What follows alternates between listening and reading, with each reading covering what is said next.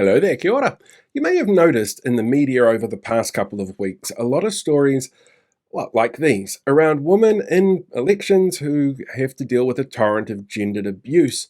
Well, there's a few reasons why these are actually coming out now. The first is that local body elections are on in, just 6 months, October 11, which is why we're getting a lot of news about who's running and who is standing down. A 6 month campaign is pretty standard for local elections. The second is to try and correct what we call a representative imbalance. One of the eternal hopes for elected bodies is that they represent the wider population. They look the same as the population that they represent. And in theory, this means a wider range of viewpoints, a variety of lived experiences and perspectives that will help result in better decisions that consider the wider population as a whole. There are some representation areas which have seen improvements. Māori representation, for example. 21% of all elected local body officials identify as being of Māori heritage, and the last census result shows that that's pretty much on par with the current population for the whole country. And that was only achievable because of the introduction of Māori wards without the expensive referenda.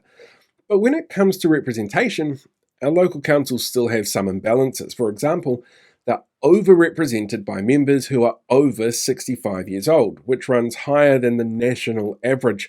And this is down to actually who votes in those elections. The average voter turnout was just over 30% last time, and the most likely to vote groups were people who are older, Pākehā, and homeowners. So that demographic tends to be overrepresented in the final election outcome.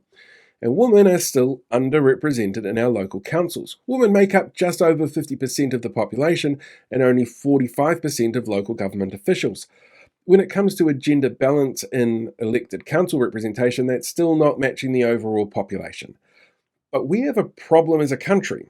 There's a huge undercurrent of misogyny in politics. It's actually kind of obvious when you see things like what the Prime Minister and Associate Health Minister did earlier this week by demanding Te Whatu Ora call pregnant people woman, instead of going on a case-by-case, best with a person involved basis. It's demanding that women fit a specific gender ideology that these politicians share. Gendered attacks on female politicians is not uncommon across the political spectrum, and the same goes for local governance as well. There have been a number of high-profile threats against women in politics over the past 6 years, and this leads to a problem. Why on earth would any woman want to put their hat in the ring for an elected role when they're being attacked for being a woman? And some of those attacks are incredibly vile.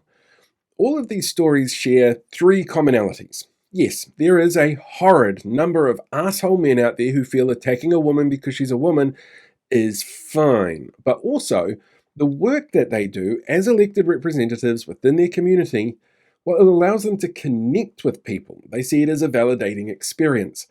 And as we get to the point where people are making up their minds about running for local government, knowing the risks and rewards of being elected is important in that decision-making process. And the research around achieving gender equality in elected representation is actually really clear. Having a balance of who is running and making sure that there are a range of people with varied perspectives and areas of expertise represented across genders. The more women that run, the more likely we are to see those results on election day match the overall population.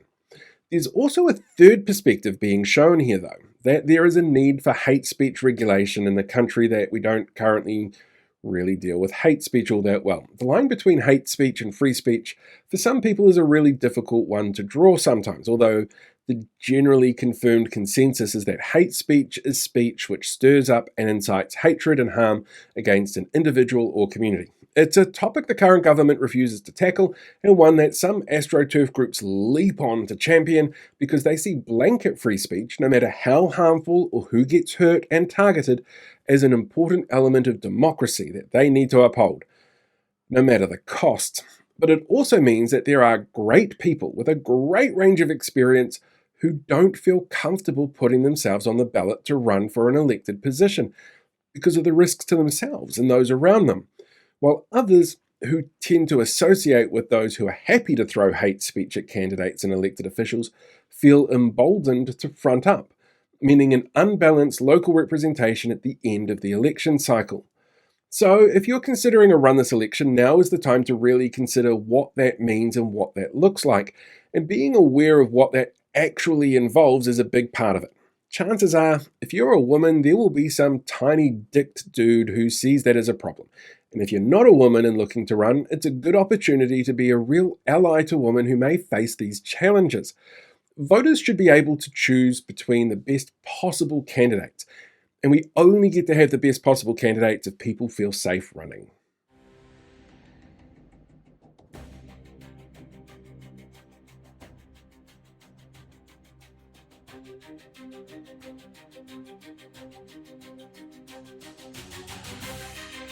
Don't forget to like, share, and subscribe. And hopefully I can find a way out of this building.